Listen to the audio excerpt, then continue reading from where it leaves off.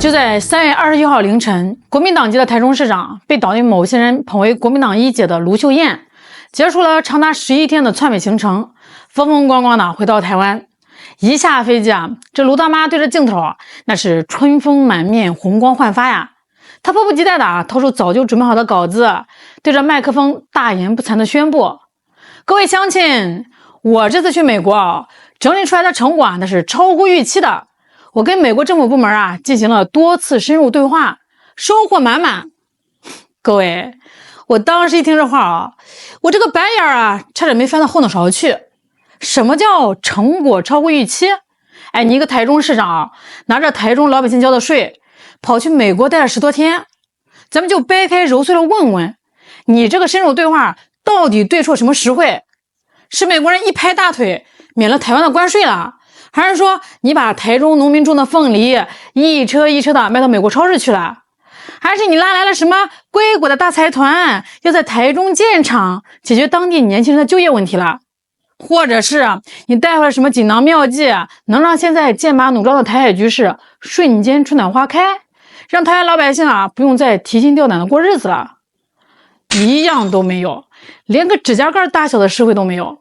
那它到底带来了什么超乎预期的成果？我给大伙儿翻译翻译他的所谓成果卢秀燕这次去美国最核心的任务是什么？是去拜码头，是去交投名状的。哎，人家当着美国政客和那些军工复合体大佬的面腰杆子弯的简直快要贴在地上了。他不仅公开表态支持美国对台军售，更是狮子大开口，配合着国民党内部那几个所谓的什么战斗蓝，比如徐巧芯、罗志祥之流，越位抛出一个惊掉所有人下巴的8500亿新台币天价新军购案。哎，你们听听这个数字8500亿新台币这什么概念？台湾才多少人口？这就等于把全台湾老百姓裤腰带上的最后一枚铜板给抠下来，双手捧着送到美国军火商嘴里。你卢秀燕跑到美国去慷他人之慨，给美国军工集团送上这么一份泼天的见面礼，美国人当然高兴了，当然觉得你这趟超乎预期了。可是这8500亿是你卢秀燕自己掏腰包吗？还不是全台湾的升斗小民去替你买单？你拿着别人的血汗钱去给自己买一顶美国人认可的红顶子，你这不叫成果你这叫明火执仗的抢劫。国民党和民进党在过去这几十年里最大的区别是什么？不管国民党再怎么拉垮，再怎么内斗，他们至少在明面上还端着一块叫做9·2共识的牌坊，这是两岸能够坐下来谈，能够维持和平发展的最核心的政治基础和底线。可是这次卢大妈在华盛顿发表演讲的时候绝了呀，她开始玩起了文字游戏，偷偷摸摸的修改措辞，极其鸡贼的模糊了对9·2共识的态度。她顺着美国人的心意，明里暗里的向台独的血路上靠拢。她在演讲里大放厥词说什么要把台湾内部真实的声音带出去，还说什么要不分党派不分立场去争取与美国的合作互信。大白话不就是老大，别看我是国民党的，但我骨子里跟民进党是一条心，民进党能给的我卢秀燕一样能给，赖清德不敢卖的我卢秀燕敢卖，只要你们支持我，什么9·2共识我随时可以扔进垃圾桶。连自己的立党之本都能扔连维护两岸和平的底线都能破。现在的国民党在卢秀燕这帮人的折腾下，跟那个祸乱台湾8年的民进党还有哪怕1毛钱的本质区别吗？这简直就是绿皮蓝骨烂到根儿里了。还有一件事可以说是把国民党那种百年臭毛病展现是淋漓尽致。大家如果关注台湾政治就会知道，2025年年底国民党内部刚刚经历一场大洗牌，形象比较清新，主张两岸多交流的郑丽文横空出世，拿下了国民党新主席的位子。郑丽文上台后大幅调整了之前朱立伦、江启臣那帮人定下的亲美路线，明确表示国民党现在的优先事项是要去大陆访问，是要去给两岸和平找出一条出路。这一下可把国民党内部那帮亲美派给急坏了呀！朱立伦、蒋万安、江启臣，当然还有今天的主角卢秀燕，这帮人私底下简直是如坐针毡为什么呢？因为卢秀燕现在眼珠子死死盯着2028年台湾地区领导人那个大位子。在这个幼稚园看护起家的卢大妈眼里世界之大只有一个美国。她那点可怜的政治逻辑就是，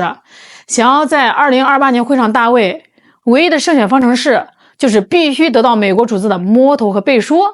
所以呢，一看郑丽文准备往大陆走了，卢秀燕彻底慌了呀。她害怕郑丽文的新路线会威胁到她未来选领导人的筹码，于是呢，她赶紧拉帮结派在徐巧芯、罗志祥这帮战斗蓝的簇拥下，搞了一出声势浩大的送行大戏，火急火燎的抢在郑丽文前面窜往美国。他去干嘛？他就是去向美国人告密和争宠的。他就是在明着告诉美国主子，你们看，现在的国民党主席郑丽文不听话，他要去大陆，你们别理他看我卢秀燕才是最听话的妻子，我连8500亿的军购都给你们备好了。2028年你们可一定要支持我呀！为了自己的权力野心，为了能抢到国民党2028年的提名，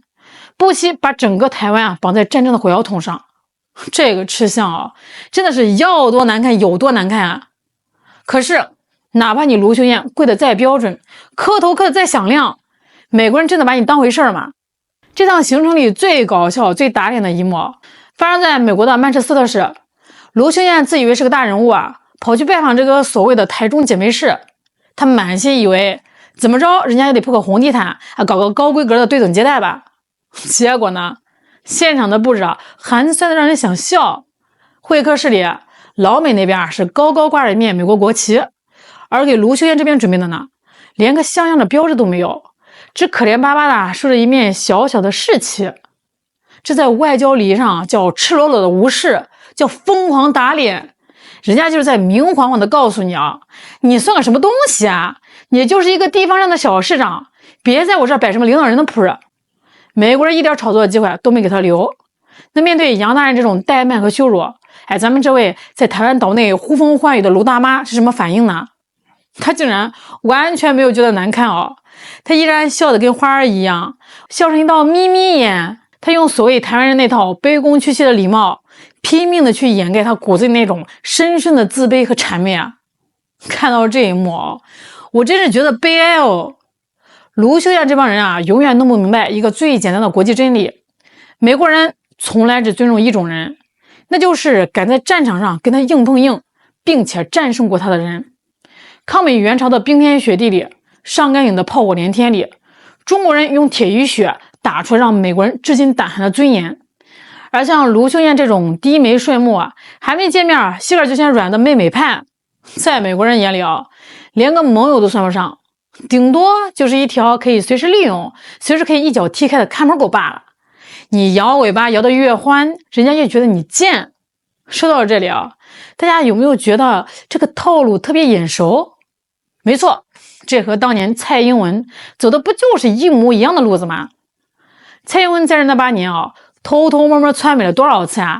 每次回来不也是站在机场吹嘘自己的成果丰硕拿到了美国的支持承诺吗？可是结果呢，每次他一去美国作妖，换回来的就是解放军更加密集的环岛军演。台海局势的弦越绷越紧，台湾老百姓的军费越交越多，日子是越过越憋屈蔡英文拿着台湾上万亿的血汗钱，把美国的军火商喂的是肚皮滚圆，换来的不过是美国政客嘴上轻飘飘的2句我们与你同在。真到了关键时刻，真到解放军的导弹飞过台湾岛上空的时候，美国人的航母连个鬼影子都看不见。最后蔡英文下台的时候是什么光景？支持率跌到地心，被无数老百姓指着鼻子骂是卖台祸台的历史罪人。而现在的卢秀燕她简直就是一个模子刻出来的蔡英文 2.0， 甚至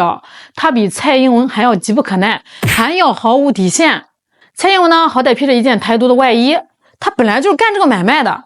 可你卢秀燕呢，你顶着国民党的招牌吃着国民党的红利，背地里却干着比民进党还要肮脏的卖台勾当。台湾老百姓当年把选票投给你，让你当台中市长，是指望你把台中的经济搞起来，是让你给老百姓一条安稳活路的。不是让你把市长的名头当成去美国地投名状的敲门砖的，不是让你拿着全台湾人的脑袋去给你自己的2028大梦铺设红地毯的。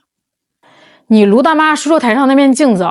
不仅照出了你那张垂垂老矣却还要强装粉嫩的脸，更照出了一个不惜牺牲整个中华民族利益、贵美求荣的倒影。在台湾岛内最让我们觉得自我感觉良好，其实最恶心的政客，往往不是那些明面上的绿营分子，反而是泛蓝阵营这些打着蓝旗反蓝旗的家伙。这帮藏在蓝营中的铁杆妹妹亲日派，他们一边呢想着两岸的和平红利，一边疯狂的向美国献媚。对这帮人我们必须保持12万分的警惕，绝不能对他们抱有任何不切实际的幻想。等将来两岸一统，王室登岛那天，在岛内的治理和重建中，这种少数两端毫无民族气息的媚外派，绝对是要被彻底清除政治舞台的垃圾，绝不可用。那看着这些井底之蛙在小岛上疯狂作妖，我只想说一句：天欲其亡，必先令其狂。